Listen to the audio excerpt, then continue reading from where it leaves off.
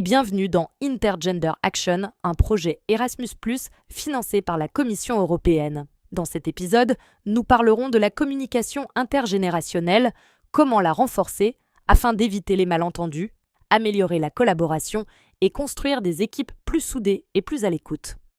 Dans les environnements professionnels d'aujourd'hui, il est fréquent d'observer plusieurs générations travailler ensemble. Chaque génération a sa propre manière d'exprimer ses idées, de voir le monde et d'interagir. Au lieu d'être un challenge, ces différences peuvent se transformer en force pour améliorer la communication interne et le travail d'équipe, dans la mesure où elles sont gérées correctement. Chaque génération a été forgée dans des contextes historiques, sociaux et technologiques distincts. Si l'une préférera la communication orale et en personne, l'autre se sentira plus à l'aise en utilisant les messages écrits comme les mails ou les SMS. Certains favorisent la structure hiérarchique et le langage formel, tandis que d'autres préfèrent une structure organisationnelle horizontale ou plate et des interactions informelles. Ne pas avoir conscience de ces différences peut facilement amener à des malentendus.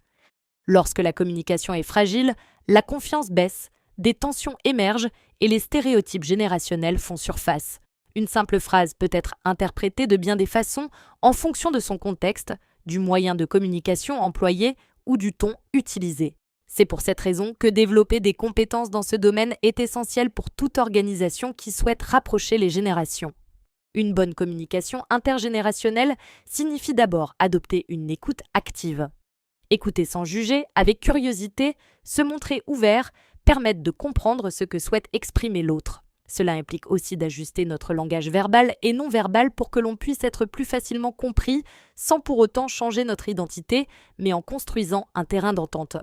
Ensuite, une autre clé consiste à créer des espaces de discussion ouverts pour toute génération. Il faut favoriser les réunions d'équipe où tout le monde peut être écouté, des dynamiques collaboratives et des environnements sécures où tant les idées des plus jeunes que l'expérience des seniors sont valorisées. Il est également important d'examiner nos propres idées et opinions concernant l'âge. Des affirmations comme « ils ne comprennent rien aux technologies » ou « c'est que pour les jeunes » alimentent inutilement les divisions et empêchent de précieux échanges. Adapter notre manière de parler peut changer nos relations avec les autres.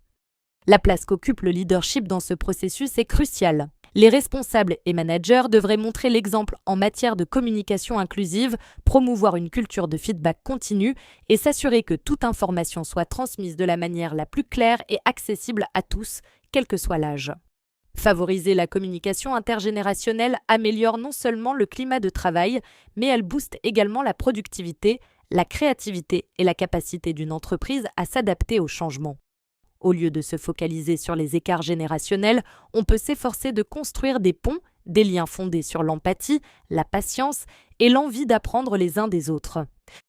C'est tout pour aujourd'hui. Merci d'avoir écouté notre podcast Intergender Action. Si vous voulez en savoir plus sur l'inclusion et la diversité de genre et intergénérationnelle, rendez-vous sur notre site officiel intergenderaction.eu et rejoignez-nous sur les réseaux sociaux.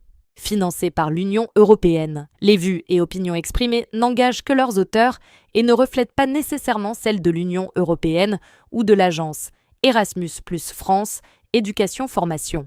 Ni l'Union européenne, ni l'autorité chargée de l'octroi ne peuvent en être tenus pour responsables. Ce document est sous licence Creative Commons Attribution, partage dans les mêmes conditions 4.0 international. Pour consulter cette licence, rendez-vous sur le site. Les logos sont exclus de cette licence.